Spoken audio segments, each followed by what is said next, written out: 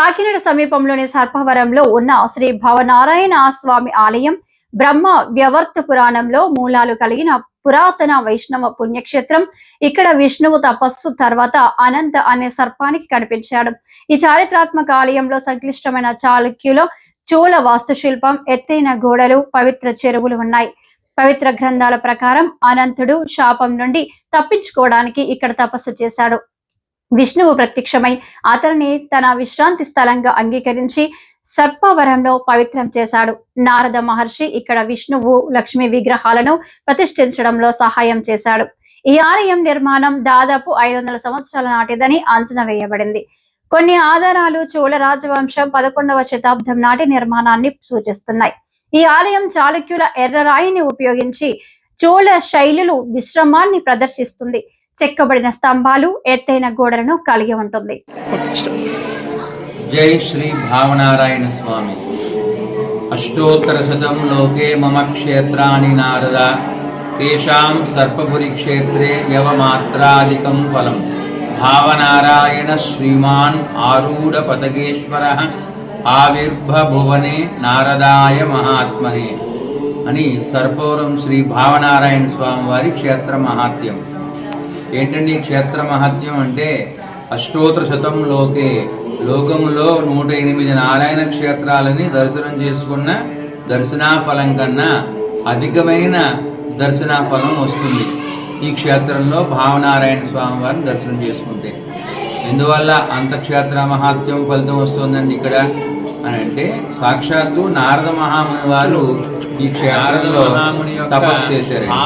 తపస్సు చేస్తే ఆ నారద మహాముని యొక్క భావంలో ఏ రూపమైతే ఉందో ఆ భావ రూపంగా స్వామి ఇక్కడ సాక్షాత్కరి నామధేయం ఏర్పడింది అనమాట. నారద మహాముని యొక్క భావ రూపం ఏంటంటే, ఆ భావ రూపం విశిష్టత ఏమైనా ఉందా అంటే బహు విశిష్టమైన రూపం అండి, దర్శనం అండి. ఏంటంటే, నారద మహాముని యొక్క భావంలో ఉన్న స్వామి గరుడవాహన మీద కూర్చుని ఉన్న మహావిష్ణువు. గరుడవాహన మీద కూర్చుని ఉన్న మహావిష్ణువు దర్శనం చేసుకుంటే ఈ తనువు సుఖంగా, స్వేచ్ఛగా, ఆనందంగా అనుభవించిన తదనంతరం శ్రీ వైకుంఠ ప్రాప్తి లభిస్తుంది, విష్ణు సాయుధ్యాన్ని పొందుతారు అని పద్మపురాణంలో ఉంటుంది. అందువల్ల విశేషమైన దర్శనం ఏదయ్యా అంటే గరుడ వాహన సేవ. గరుడ వాహన మీద కూర్చుని ఉన్న మహావిష్ణువుని దర్శించుకుంటే విశేషమైన ఫలితం వస్తుంది. ఇటువంటి ఫలితం ఈ క్షేత్రంలో శిలామూర్తిగా ఉన్నారనమాట. శ్రీరంగము, తిరుపతి వంటి పెద్ద పెద్ద క్షేత్రాల్లో ఉత్సవమూర్తుల్ని గరుడ వాహనం మీద వేంచేసి దర్శనం చేసుకుంటారు. కానీ మన ఈ సర్పవరం భావనారాయణ స్వామి వారి క్షేత్రంలో శిలామూర్తి గరుడ వాహనం మీద కూర్చుని ఉంటారు. ఎందుకంత విశిష్ట దర్శనం ఇక్కడ వచ్చింది అంటే, సాక్షాత్తు నారద మహాముని వారు తపస్సు చేయడం వల్ల ఆయన భావ రూపంగా దర్శనమిచ్చారు. అది మొట్టమొదటి స్వరూపం. రెండవది ఏంటంటే, ఇలా స్వయంభుగా వెలిసాక స్వామివారికి ఉత్సవం చేద్దామని సంకల్పిస్తారు నారద మహర్షి. అయితే ఉత్సవం చేయాలంటే లక్ష్మీదేవి కూడా ఉండాలి కదా, అమ్మవారు లేరు ఇక్కడ, స్వామివారు ఒక్కరే విశేషంగా దర్శనమిచ్చారని రాజ్యలక్ష్మి అమ్మవారిని ధ్యానం చేసుకుని రాజ్యలక్ష్మి సమేత భావనారాయణ స్వామి వారిని ప్రతిష్ఠించారు. రెండవది రాజ్యలక్ష్మి సమేత భావనారాయణ స్వామి సాక్షాత్తు నారద మహాముని యొక్క చేతుల మీద ప్రతిష్ఠ కావించబడిన స్వామి అన్నమాట. ఇలా ఈ రెండు వెలిసిన తర్వాత కొంతకాలానికి ఈ క్షేత్ర మహాత్యాన్ని తెలుసుకుని ఆదిశేషుడు అంశైన అనంతుడు అనే ఒక సర్పం వచ్చి భావనారాయణ స్వామిగా వెలిసిన ఈ శ్రీ మహావిష్ణువుని శరణు వేడుకుంటే ఆ సర్పానికి వరం ఇస్తారు. ఈ క్షేత్రంలో భావనారాయణ స్వామిగా వెలిసిన తర్వాత మొట్టమొదటిసారి సర్పం వరం పొందింది ఈయన దగ్గర నుంచి. అందువల్ల సర్పం వరం పొందిన ప్రదేశం కాబట్టి ప్రదేశము సర్పవరంగా ఖ్యాతి చెంది నామధేయం ఏర్పడింది. అందువలన వరం పొందిన కృతజ్ఞతతో ఆ అనంతుడనే సర్పము ఈ క్షేత్రంలో మరలా తాను వరం పొందిన గుర్తుగా ఒక భావనారాయణ స్వామి వారి మూర్తిని ప్రతిష్ఠించారు. ఇదే మనం మూడవదైన మూల భావనారాయణ స్వామి సన్నిధి అనమాట. ఇలా ఈ క్షేత్రంలో 3 విధాలుగా స్వామివారు వేయించేసి ఉంటారు. మొట్టమొదటిది స్వయంభూ శ్రీ పాతాళ భావనారాయణ స్వామి, రెండవది నారద మహాముని ప్రతిష్ట శ్రీ రాజ్యలక్ష్మి సమేత భావనారాయణ స్వామి, మూడవది అనంతుడనే సర్పం ప్రతిష్ఠ చేసిన మూల భావనారాయణ స్వామి. ఇలా 3 విధాలుగా స్వామివారు ఇక్కడ వేయించేసి ఉన్నారు. అయితే ఈ క్షేత్రానికి 2 సరస్సులు ఉన్నాయి. ఒకటి నారద కుండము, 2 ముక్తి కుండము. నారద కుండము అంటే నీటి తటాకం, నారద సరస్సు. రెండవది ముక్తిగా సరస్సు. భావనారాయణ స్వామి నారద మహాముని వారికి దర్శనమిచ్చింది ఎప్పుడండి? మాఘమాసంలో ఆదివారం నాడు స్వామి దర్శనమిచ్చారు. భానువారం అంటే ఈ క్షేత్రానికి ఆదివారం, భానువారం పర్వదినం అండి.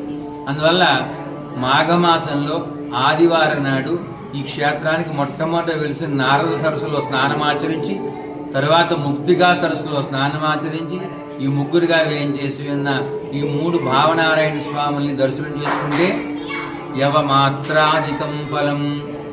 108 క్షేత్రాలు దర్శనం చేసుకున్న దానికన్నా అధికమైన ఫలితం, ఆ విగంజంత అధికమైన ఫలితం లభ్యమవుతుంది మనందరికీ అని చెప్పేసి ఈ క్షేత్ర మహాత్యం తెలియవరుస్తారు.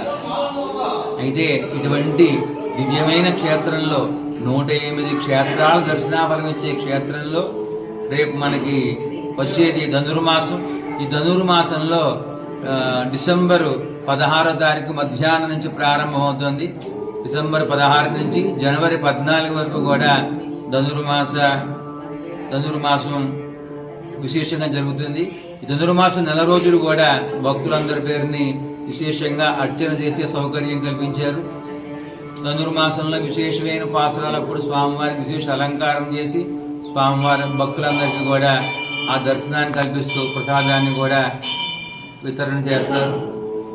అలాగే మనకి ధనుర్మాసంలో విశేషంగా కూడారై అనే ఒక ప్రసాద విశేషం ఉంది. అంటే పూర్వం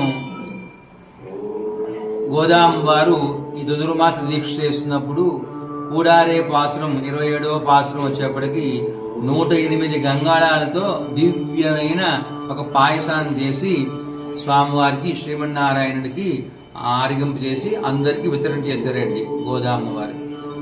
అందువల్లని అది మనం స్మృతిగా ఉంచుకుని ఆ 27వ పాసురం రోజు అంటే జనవరి 11వ తారీఖు నాడు 108 గంగాళాలు బదులు 108 కప్పులతో మన ఇప్పుడు ఎగ్జిక్యూటివ్ ఆఫీసర్ గారు జర్మన్ సిల్వర్ కప్పులతో ప్రసాదాన్ని 108 కప్పులతో స్వామికి నివేదన చేసి ఆ కప్పులన్నీ కూడా ఈ ధనుర్మాస పూజానికి కట్టిన భక్తులందరికీ ఒక కప్పుతో ప్రసాదం ఇవ్వడానికి నిర్ణయం జరిగింది విశేషంగా. అలాగే జనవరి 14వ తారీఖు భోగి పండగ. ఆ భోగి పండుగ నాడు గోదా కళ్యాణం జరుగుతుంది. కాకినాడ రూరల్ సర్పూర్ గ్రామంలో వేయించేస్తున్న శ్రీ భావనారాయణ స్వామివారి దేవస్థానం అతి పురాతనమైనది. ఈ దేవాలయం 7వ శతాబ్దం నాడు నిర్మించినట్లుగా దేవుళ్ళు నిర్మించినట్టుగా ఒక చారిత్రాత్మకమైన ఆధారాలు ఉన్నాయి. ఈ దేవాలయంలో ఒక ప్రత్యేకత, ఈ దేవాలయం అంతా కూడా అతి ప్రాచీనమైనది, పురాతనమైనది. ఇది పురావస్తు వారి యొక్క ఆధ్వర్యంలో దేవాదాయ పరిపాలనలో ఈ యొక్క దేవాలయం నడవబడుతున్నది. అదేవిధంగా ఈ దేవాలయంలో 3 శ్రీభువనారాయణులు, అంటే ఒకటి పాతాళ భావనారాయణుడు, అంటే దేశంలో ఎక్కడా లేని విధంగా గరుడు వాహనం మీద ఆసీనులై శ్రీ స్వామివారు దర్శనమిస్తారు. ఆ స్వామిని శ్రీ పాతాళ భావనారాయణ స్వామిగా ఇక్కడ పేరుగాంచారు.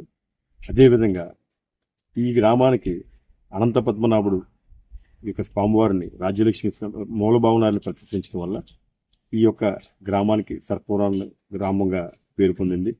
అదే నారదుడి వారు కూడా ఇక్కడ ప్రతిష్ఠ చేసి శ్రీ రాజ్యలక్ష్మి సమేత భావనారాయణ స్వామి వారిని ప్రతిష్ఠ చేసినట్లుగా ఆధారాలు ఉన్నాయి. ఇక్కడ ఈ దేవాలయంలో త్రిభువన నారాయణులు అని చెప్పేసి పేరుగాంచి ఉన్నది. భారతదేశంలో ఎక్కడ లేని విధంగా ఈ యొక్క ఆలయము ఎంతో సుందరాత్మకంగా, ఎంతో అందంగా ఈ యొక్క దేవాలయం మనసుకి హత్తుకునే విధంగా వాతావరణం కూడా ఇక్కడ పరిస్థితి చెందుతుంది. ఈ దేవాలయంలో ఇటీవల కాలంలో నేను కార్యనిర్వహణాధికారిగా కమిషనర్ వారి ఆదేశం మేరకు ఇక్కడ బాధ్యతలు చేపట్టడం జరిగింది. నేను చేపట్టినటి నుండి ఈ రోజు వరకు కూడా అనేక పలు అభివృద్ధి కార్యక్రమాలు చేపట్టడం జరిగింది. అభివృద్ధి కార్యక్రమంలో భాగంగా నూతనంగా గోశాల, అదేవిధంగా గృహ సంకల్పము, కేశఖండాలశాల, అదేవిధంగా లోపల ఉద్యానవనం, గ్రీనరీ మొత్తం అంతా కూడా పచ్చదనంతో నక్షత్ర మొక్కలతో చేయడింది. అదేవిధంగా పురాతన మండపంలో నూతనంగా ఊంజల్ సేవ, సహస్ర దీపాలంకరణ సేవ అన్న కార్యక్రమం చేపట్టడం జరుగుతుంది. భక్తులకి సదుపాయంగా కౌంటర్లు, ఆన్లైన్ కౌంటర్లు కూడా 2 కౌంటర్లు ఏర్పాటు జరుగుతుంది. భక్తులకు రేపు ఉగాది నుంచి అన్నదాన స్కీమ్ నూతనంగా శ్రీయుత కమిషనర్ దేవాదాయ కమిషనర్ వారి ఆదేశం మేరకు మరియు స్థానిక శాసనసభ్యుల సహకారంతో నగర ప్రజలు భక్తులు దాతల ఆర్థిక సహకారంతో శాశ్వత అన్న పథకానికి ఒక శ్రీకారం చుట్టడం జరుగుతుంది. కాబట్టి అంచెలంచెల విధంగా ఈ యొక్క దేవాలయాన్ని ప్రాశస్త్యాన్ని విరజింపు చేయాలని చెప్పేసి కోరుకుంటూ మీ అందరి సహకారం కూడా పాత్రికేయులు ప్రజలు దాతల యొక్క సహకారం కూడా ఈ దేవస్థానానికి అవసరం ఉంది కావున అందరికీ వద్ద తీసుకుంటూ ఓం నమో శ్రీ భావనారాయణ.